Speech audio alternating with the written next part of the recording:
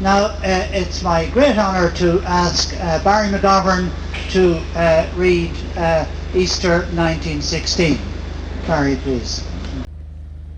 I have met them at close of day, coming with vivid faces from counter or desk among grey 18th century houses.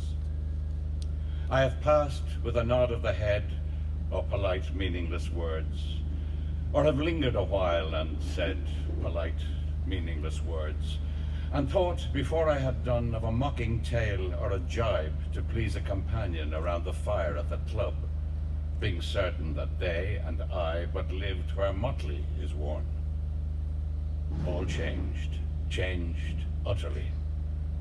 A terrible beauty is born. That woman's days were spent in ignorant goodwill, her nights in argument, until her voice grew shrill. What voice more sweet than hers, when young and beautiful she rode to harriers? This man had kept a school and rode our winged horse. This other, his helper and friend, was coming into his force. He might have won fame in the end, so sensitive his nature seemed, so daring and sweet his thought.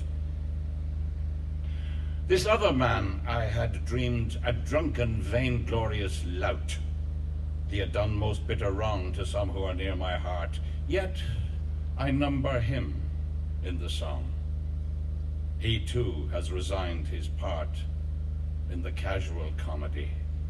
He too has been changed in his turn, transformed utterly. A terrible beauty is born. Hearts with one purpose alone through summer and winter seem enchanted to a stone to trouble the living stream.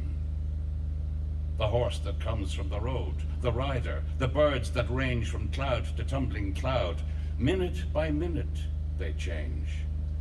A shadow of cloud on the stream changes minute by minute. A horse hoof slides on the brim, and a horse plashes within it.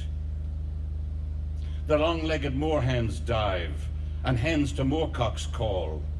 Minute by minute they live, the stones in the midst of all.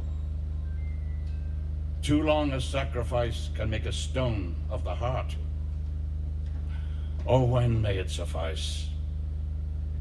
That is heaven's part. Our part to murmur name upon name, as a mother names her child when sleep at last has come on limbs that had run wild.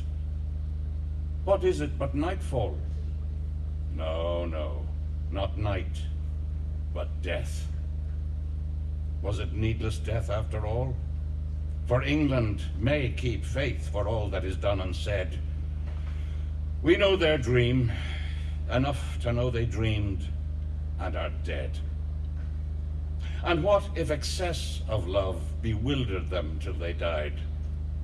I write it out in a verse. MacDonough and MacBride and Connolly and Pearce, now and in time to be, wherever green is worn, are changed. Changed utterly. A terrible beauty is born.